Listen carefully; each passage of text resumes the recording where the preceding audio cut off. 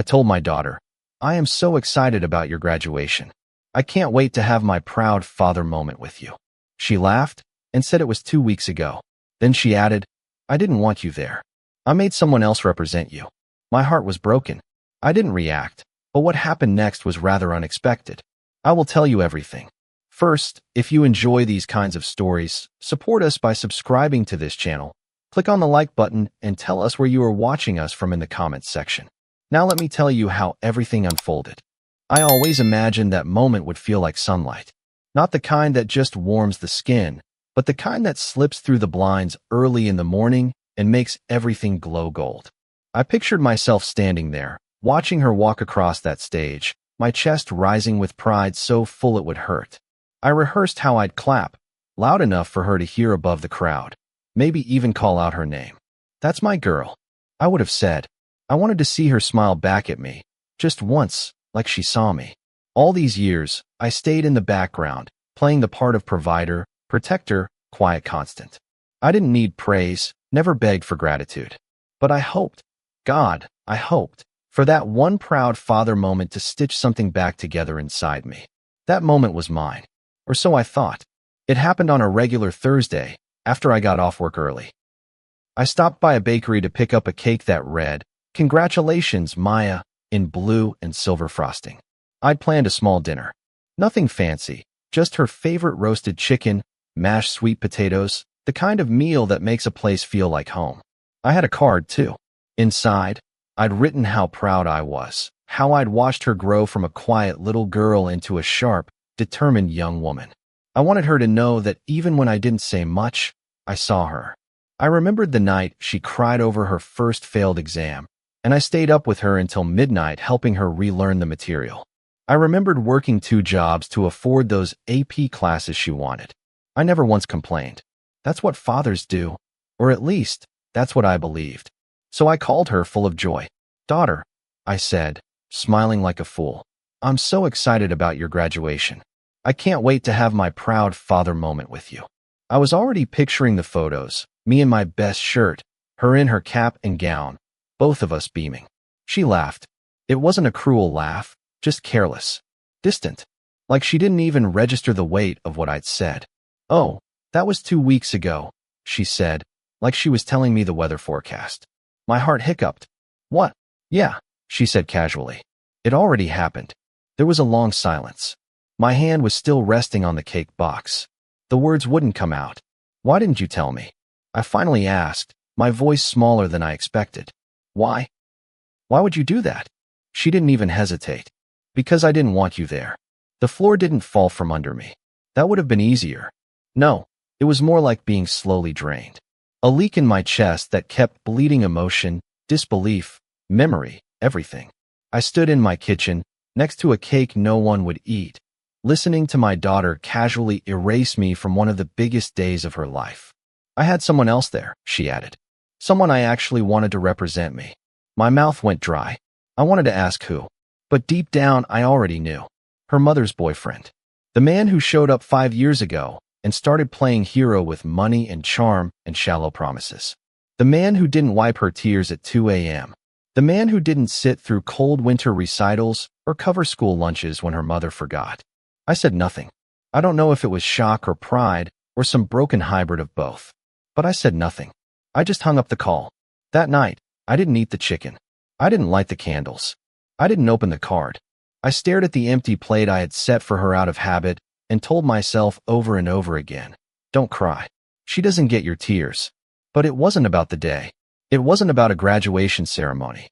It was about everything it symbolized. All the invisible labor I'd poured into her life vanished, replaced, like I was a ghost in my own house. 2 days passed.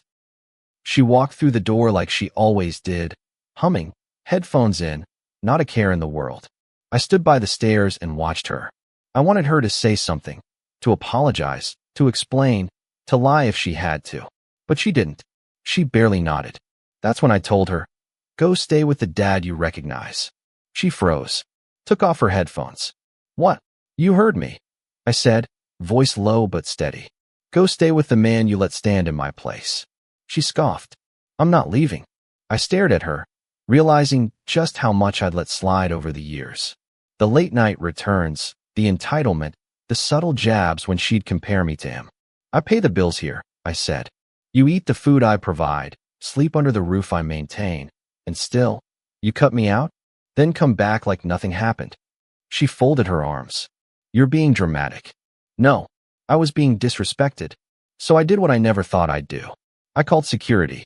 Private guys I trusted. I told them calmly, escort her out.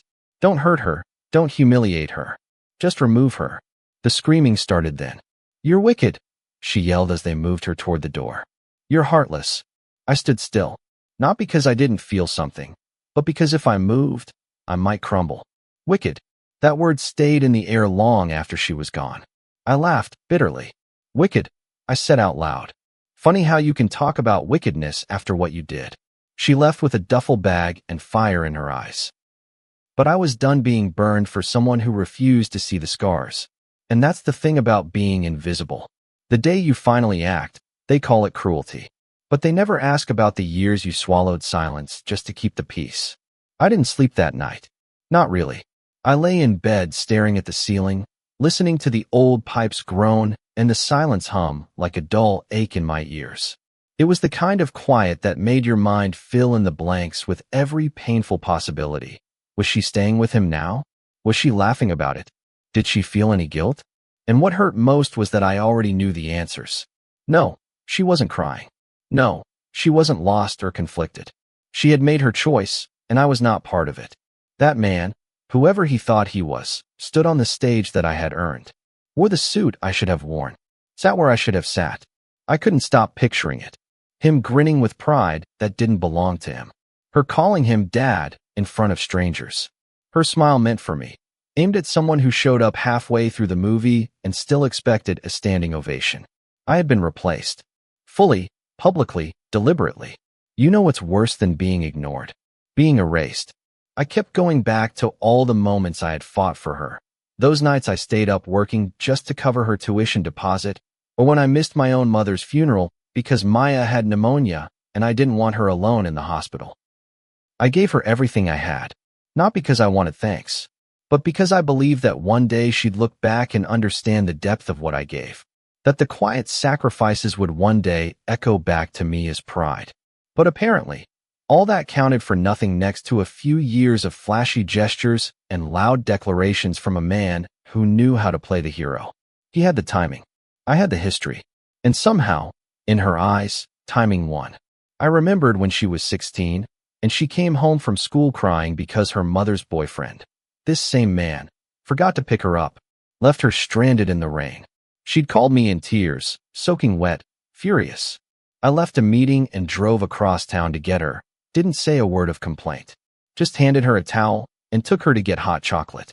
That same night, she curled up on my couch and said, "You're the only one I can count on." I held on to that memory like it was sacred. But now I wondered if she even remembered it, or if those words were just a fleeting confession, meant for that moment only, not meant to last. A friend of mine, Marcus, came by the next day. We've known each other since college, and he's seen everything. My divorce, the custody battles, the time I sold my car just to make the mortgage during that rough year. He walked in, took one look at me, and said, "You look like hell." I poured him a drink and told him everything. The call, the graduation, the eviction, every word like a stone in my throat. He didn't interrupt, just listened. When I was done, he leaned back and said, "You did what you had to do, man. Sometimes love isn't enough. Sometimes you've got to protect yourself, even from your own blood." I nodded, but it didn't feel like agreement. It felt like survival. I didn't want to be the kind of father who gave up. I didn't want to be the man who turned his back. But what choice did I have when she'd already turned hers? Marcus told me something then that stuck. People forget the builders. They only remember who cuts the ribbon. And that's what I was. The builder. The one who laid the foundation brick by brick, while someone else came in with scissors and applause. The hardest part wasn't the yelling or the door slamming, or even the look she gave me as they escorted her out. It was the silence afterward. The way the house echoed with absence. Her room still smelled faintly of the vanilla lotion she liked. Her toothbrush was still in the bathroom. A pair of her sneakers sat by the back door like she might come running back any minute. But I knew she wouldn't. Not soon. Maybe not ever. Because in her mind, she hadn't done anything wrong. She chose him, and maybe in her version of the story, I had just been in the way. But here's what she doesn't know. Being in the background doesn't mean you don't matter. I was the one who held the camera at every school play. I was the one who skipped dinner so she could have seconds. I was the one who kept the lights on, who showed up, who stayed. And if that isn't fatherhood, then I don't know what is. He may have had the ceremony, but I had the years.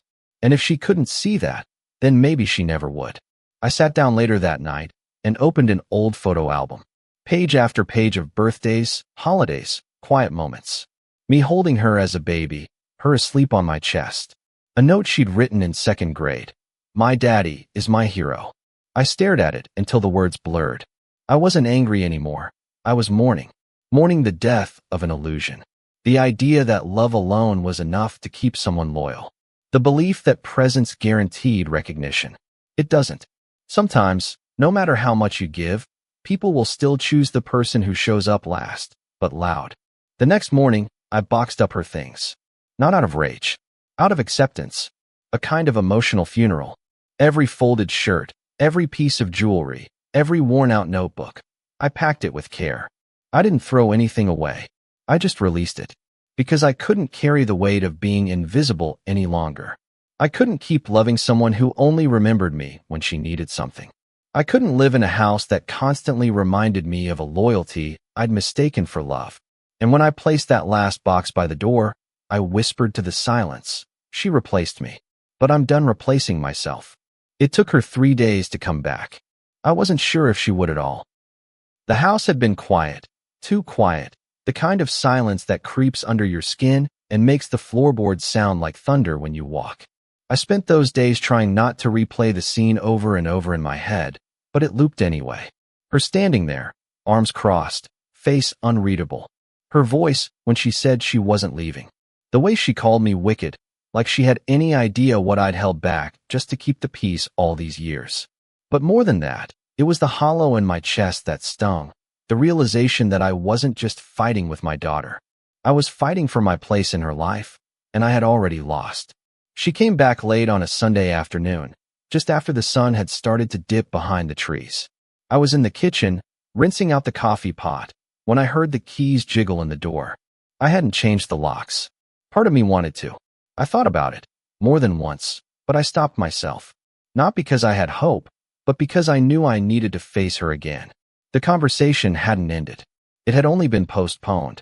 She walked in with that same defiant energy, her backpack slung over one shoulder, eyes scanning the room like nothing had happened. She tossed her bag onto the couch, kicked off her shoes, and opened the fridge like she had every right to be there. You don't live here anymore, I said, not turning around. She shut the fridge door and leaned against the counter. I'm not going to sleep on some couch, she said. You're being extra. Extra. That word landed like a slap. I turned slowly to face her, wiping my hands on a dish towel. You cut me out of your graduation. You didn't even tell me it happened. And now you waltz in here like that didn't mean anything. She shrugged. I didn't think it was that deep. It was everything. I said, my voice sharper now. You knew how much that moment meant to me. You knew what I've done to get you to that stage. And you gave my seat to someone else. Then you lied by omission. That's not just a decision, Maya. That's a message. She rolled her eyes and crossed her arms. I didn't lie. I just didn't tell you. Same damn thing. I snapped, louder than I meant to. I took a deep breath, trying to pull myself back. You made a choice. You wanted him there. Fine. But choices come with consequences. Her lip curled. So that's it. You're kicking me out over one event. It's not one event, I said, and now my voice was low, steady. It's years of watching you pull away. Years of subtle disrespect. Years of being treated like an obligation instead of a father. This was just the final straw. She straightened up, defensive now. You think you're perfect? You think you've been this amazing dad? You work all the time. You barely talk. You don't show up with flowers or take me on trips like him. I cut in. You mean the man who showed up halfway through your life and bought your affection with a few Instagram-worthy moments? You think fatherhood is about flowers and plane tickets? What about the mortgage I paid when your mother lost her job? What about the times I drove 6 hours to your debate competitions and slept in the car because I couldn't afford a hotel? What about the nights I stayed up learning calculus just so I could help you with your homework? That wasn't flashy. That wasn't social media worthy. But it was love, Maya. It was real. She looked like she wanted to speak, but the words caught in her throat. For the first time, her expression shifted, confusion, maybe even shame, but it came and went too fast. I didn't ask you to do all that, she muttered. And there it was. The dagger. I laughed bitterly, shaking my head. No, you didn't ask. That's the point. I did it because I'm your father. I did it because I loved you, not because I expected anything in return. But that doesn't mean I deserve to be discarded. She walked to the living room and sat down on the edge of the couch, like her presence alone could will the situation back to normal. I'm tired. I don't want to fight. Can we just move on? No, I said firmly. We can't. She looked up at me, startled by the finality in my voice. You can't treat people like placeholders. You can't replace them when it's convenient and expect them to wait patiently until you're ready to come back. I continued. I'm not your backup plan. I'm not your emotional punching bag. And I'm done pretending like I'm okay with being tolerated instead of appreciated. She blinked at me, silent. I already packed your things, I added. They're by the door. Her face hardened again. Wow, you're really doing this. I already did it, I said. And don't bother calling me wicked. I've been called worse for doing far less. At least now I'm being honest. You want to be with him? Be with him. But don't expect to live in a house where you treat the man who raised you like a stranger. She stood up slowly, walked over to her things, and gripped the handles of her bags. For a second, I thought she might say something real, something raw, an apology maybe, or just thank you. But instead, she said nothing. She opened the door and stepped out. The evening air rushed in behind her. Before the door could close, she turned to me one last time. You'll regret this, she said. I didn't flinch. No, I replied. I regret letting it go on this long. And then she was gone. The silence after she left was louder than any argument we'd ever had. At first, I thought it would be a relief. The stillness, the empty space, the return of peace. But instead of peace, I found something more hollow. The kind of emptiness that echoes. I kept expecting to hear her footsteps on the stairs, the blare of her music through the walls, the clutter of her keys being tossed onto the hallway table. But there was nothing. Just the buzz of the refrigerator and the occasional creak of the house settling. Her absence wasn't quiet, it was deafening. It was heavy. I didn't miss the disrespect or the tension, but I missed what she used to be. Or maybe, I missed the version of her I had built in my mind. The little girl who once called me daddy, in a whisper when she needed comfort, who used to fall asleep on my chest during thunderstorms. Somewhere along the line, that version of her faded, and I never saw it go until it was already gone. The fallout started slowly. First, it was the text from her mother. Passive-aggressive at first. Wow, nice to see how you treat your child. Followed by more direct accusations. You're toxic. You're controlling. She was scared of you. That's why she didn't invite you. I stared at my phone in disbelief. Scared? Of me? I had never raised my voice in anger toward her. Never laid a finger on her. I bent over backward to avoid even making her uncomfortable. And now, this narrative was forming, one where I was the villain. A man who had simply drawn a line, finally, after years of being taken for granted, and now I was being painted as cold and abusive. The real punch came when Maya posted something on social media. A vague caption over a photo of her and him, her mother's boyfriend, now apparently promoted to full-time dad. The caption read, "The only father figure who's ever shown up for me." My phone nearly slipped from my hand when I saw it. Comments poured in, friends and cousins chiming in with heart emojis and affirmations. You deserve the world. He's the real MVP. Some people don't know how to be a parent. I felt like I was watching my own life being rewritten in real time, like someone had taken a red pen to my legacy and scratched me out completely. I didn't respond. Not online. Not to her mother. Not to Maya. But inside, I was boiling. Furious. Hurt. And so damn tired. Tired of trying to explain myself to people who had already decided who I was. Tired of carrying years of sacrifice like a badge only to watch someone else claim the reward. I wanted to scream. I wanted to tell every single person on that post about the years I spent working overtime, the nights I cried in secret over bills I couldn't pay, the mornings I got up sick just to make sure she had gas money. But I didn't, because I knew none of it would matter. They weren't interested in truth. They were interested in the version that made them feel good. The worst moment came later that week, at my cousin Anthony's barbecue. Family events used to be my escape, a place where I could breathe, eat good food, and hear laughter without pretense. But that day, I felt eyes on me. Whispered conversations. A few cousins avoided me completely. My Aunt Denise gave me one of those disappointed looks that said more than words ever could. Finally, one of my younger cousins, Tasha, walked up to me, arms crossed, expression stiff. "You really kicked Maya out?" she asked bluntly. I nodded. "Yeah, I did. She's only 19. She's also an adult," I said, keeping my tone calm. "An adult who made a grown decision." She said you embarrassed her, that you hired people to drag her out. She said a lot of things, I replied. Did she also say she left me out of her graduation? Didn't even tell me it was happening? Tasha hesitated. Her face softened just slightly. No, she didn't mention that. Of course not, I said, because the truth doesn't fit the version she wants to believe. Tasha looked down for a second, then back up.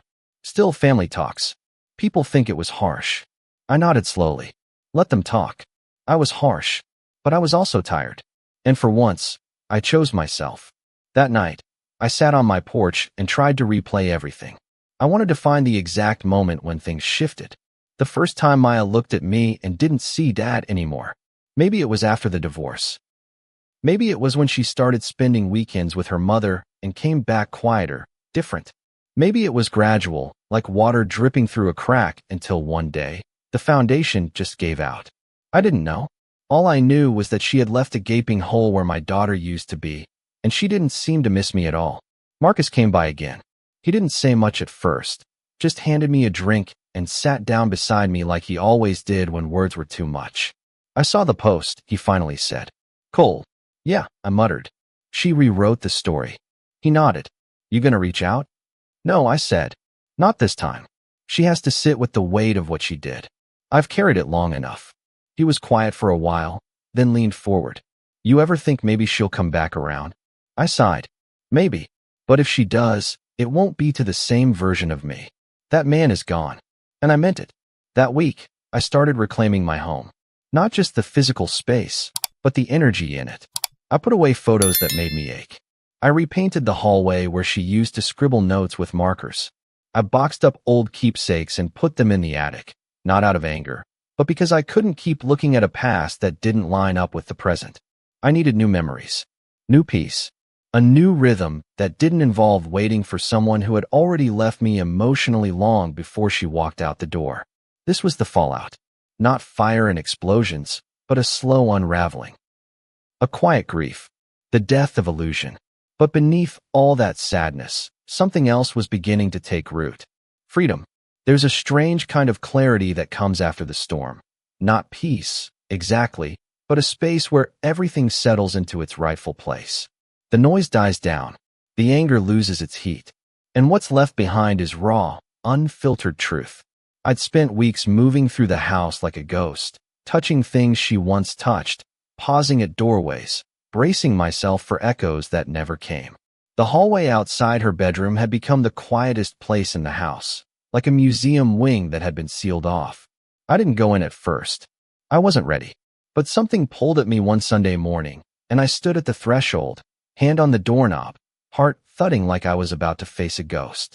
When I opened it, the air smelled faintly of lavender and youth. There were posters still tacked to the wall, a cluttered vanity with old perfume bottles, and an unmade bed that looked like she'd just stepped out for the afternoon instead of being gone for nearly a month. I sat on the edge of the mattress and looked around, trying to figure out who she had become in this space when I wasn't looking. There were pictures, none of me. Journals, locked. A few stuffed animals, worn at the edges. And then, tucked in the drawer of her nightstand, a crumpled envelope with my name on it in her handwriting. I hesitated. My fingers hovered over it like it might burn me. I didn't even know if I had the right to open it. But I did. Inside was a birthday card from 2 years ago. Blank inside. Not unsigned, not forgotten, just blank. Like she had meant to write something and never got around to it. Or maybe she didn't know what to say. I stared at that empty space for a long time. There's something cruel about a blank card. It's not an insult. It's not praise. It's just silence. A silence I now understood too well. That night, I called Marcus again. Told him I found the card. Told him about the emptiness of it. How much it said without saying anything. He listened, like always, then said something that lodged itself deep in my ribs. You know, man, sometimes the other side of love isn't hate. It's indifference. That stuck with me, because I think part of me had been bracing for hate. For an explosion. For angry texts or screaming matches. But that never came. What I got instead was distance. Shrugged shoulders. Blank cards. And that's what made it hurt so damn bad. If she had hated me, at least I would have mattered enough to hate. But instead, I was just optional. Replaceable. Like all the years I spent being her father could be casually set aside when someone newer and shinier showed up. That was the part one couldn't forgive. Not yet. Maybe not ever. But in the weeks that followed, I started to make room for something else. Not forgiveness. Not reconciliation. But understanding. I began to accept that Maya wasn't the same girl I raised. She had grown into someone else. Someone with her own wounds. Her own ideas about what love looked like, what loyalty meant. And as much as I wanted to blame the man who stepped in, or her mother for feeding her false stories, I also had to face the uncomfortable truth. I hadn't been perfect either. I had loved her the only way I knew how. Quietly, consistently, without spectacle. But maybe, in doing that, I had made it too easy for her to forget I was even there. One evening, I found myself driving past the high school she used to attend. It was empty now, sun setting behind it, casting long shadows over the soccer field. I parked for a moment, stared at the bleachers where I used to sit during her games. I remembered one rainy afternoon when she was in 10th grade. She missed the winning shot and cried in the car the whole way home. I didn't say much. Just let her cry, handed her a napkin, and took her to get ice cream. Back then, that felt like enough. Maybe it still was. But I wondered if she remembered it. Or if those memories had been overwritten by beach trips and brand-name gifts from the man who got to smile beside her in that graduation photo. A few days later, I got a text from her. Just one line. Can I come get some stuff? No apology. No small talk. Just logistics. I stared at it for a long time before responding. Your things are in the garage. I won't be home. Door will be open. I didn't want to see her. Not yet. I didn't trust myself not to say things I'd regret, or worse, things I didn't mean. So I made sure I was gone. When I got back that evening, the boxes were gone, and the only sign she'd been there was a photo that had been left behind on the hallway table. It was of us. She was about 8, sitting on my shoulders at a park. I was laughing. She was holding an ice cream cone and looking straight at the camera like I was her whole world. I picked it up and felt the familiar sting behind my eyes. That version of her existed once. That version of us existed once. And maybe, just maybe, she left the photo as a quiet nod to that. I didn't text her after. I didn't ask why she left it. I didn't want to chase ghosts anymore. But I did keep the photo. I framed it and put it on my nightstand, not as a symbol of what we still had, but of what I had given. A reminder that I had loved, deeply and without condition. That I had shown up. And that, no matter how it ended, I was still proud of the father I had been. Because love isn't always reciprocated. Sometimes, it's just given. Freely. And even when it's rejected, even when it's replaced, that love still matters. It still counts. And I owed it to myself to remember that. I used to think being a father was about always being available. Showing up, saying yes, making space even when there was none left for yourself. I thought love meant staying, no matter how invisible you became in the process. I thought I had to earn my place in my daughter's life every single day, even after already giving her years of my time, my money, my energy, and my heart. But somewhere along the line, I learned something much harder and more honest. Sometimes, being a father means knowing when to walk away. Not because you don't love them, but because you finally love yourself enough to stop bleeding for someone who won't even admit you're wounded. It's been nearly 2 months since I last saw Maya. The photo she left behind still sits on my nightstand, and every morning when I wake up and glance at it, I feel something different. At first, it was sadness, then anger, then a kind of quiet pride. I still remember that day in the photo, how she ran up to me with sticky hands and wild hair, how I scooped her up and lifted her onto my shoulders like she weighed nothing at all. I remember thinking, this is what being a dad is. The sheer joy of it, the privilege. And now, even after everything, I don't regret a single second. I don't regret the sleepless nights, the missed opportunities, the sacrifices I made without anyone ever asking. Because I know what I gave. I know what I built. And I'm done pretending like that love didn't matter just because someone else took credit for the final scene. I still get questions. A few coworkers who saw the social media post pulled me aside with sympathetic eyes. Are you okay? They'd ask, tiptoeing around the subject like it was a funeral. I'd nod and say, I'm fine, because I am. Not the kind of fine that means I'm pretending, but the kind that means I've made peace with the worst of it. Even Marcus noticed the shift. He came over last weekend, walked into the house, and looked around like it was unfamiliar. It's quieter, he said, and I nodded. Yeah, and cleaner too. He laughed, but he knew what I meant. Not just the dusting and the absence of teenage mess, but the emotional clutter, the resentment, the waiting. All of it had been swept out. I don't think Maya understands what she truly gave up. Not yet. Maybe not ever. But the day she stood on that stage and let another man take my place, she wasn't just rewriting a moment. She was closing a door. And doors don't always swing back open just because you missed the room. She thought I'd still be here when it was convenient. She thought she could come back when she ran out of excuses. But what she didn't count on was that I would finally choose myself. And that's exactly what I did.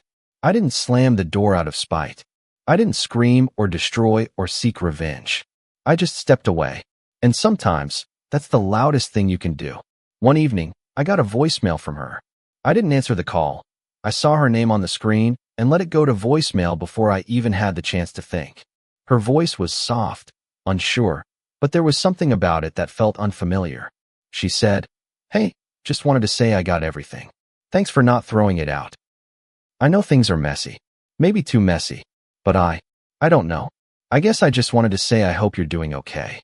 No apology, no direct ownership, just a threadbare attempt to keep a line open. I didn't call back, not because I'm angry, but because I no longer chase people who treat me like an option. I listened to that voicemail once, then deleted it. Not out of cruelty, but because I refuse to carry half-built bridges anymore. If she wants to rebuild, she'll have to start laying bricks herself. I'm done doing all the work just to be replaced at the finish line. There's a kind of peace that comes with boundaries. People talk about forgiveness like it always ends with reunion, but sometimes forgiveness is just the release of expectation. I no longer expect Maya to understand what she threw away. I no longer expect her to regret it, or fix it, or even acknowledge the depth of the wound. I've stopped needing closure from her because I found it in myself. Every night, I come home to a quiet house that I no longer associate with betrayal.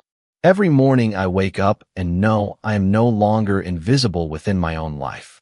That is the peace I gave myself. A friend asked me recently, would you take her back if she apologized? And I told him the truth. It's not about taking her back. This isn't a punishment. This is a boundary. And if she ever comes back, it won't be to the same man who tolerated her silence and disrespect. That version of me is gone. What she finds now is a man who knows what he's worth, and that's not negotiable anymore. And that's the truth of it all. I don't hate her. I love her. I always will. But love doesn't mean accepting pain as the cost of connection. It doesn't mean handing over the keys to someone who's already proven they don't value the door. Sometimes, the most honest thing you can do for someone you love is let them feel the full weight of what they've lost. Not to teach them a lesson, but to remind yourself that your value doesn't come from their recognition. It comes from who you've been, even when no one was looking. I stood firm in my decision, not because it was easy, but because it was necessary. I stood firm because I deserved to be more than a placeholder in someone else's highlight reel. I stood firm because love without respect is just emotional labor. And I stood firm because I finally saw myself clearly, flaws, failures, sacrifices and all, and I knew I deserved better than a front row seat to my own erasure. And maybe one day, she'll come to understand that. Maybe not. But either way, I'm okay. If you've ever felt replaced, disrespected, or invisible in the very family you built, know this. You're not alone, and you're not wrong for drawing a line. Sometimes the most powerful act of love is walking away to protect your peace. If this story hit home, share your experience in the comments. Let someone else know they're not the only one standing in the fire and choosing not to burn. Don't forget to like, share, and subscribe for more stories that speak the truth when no one else will. See you soon in the next story.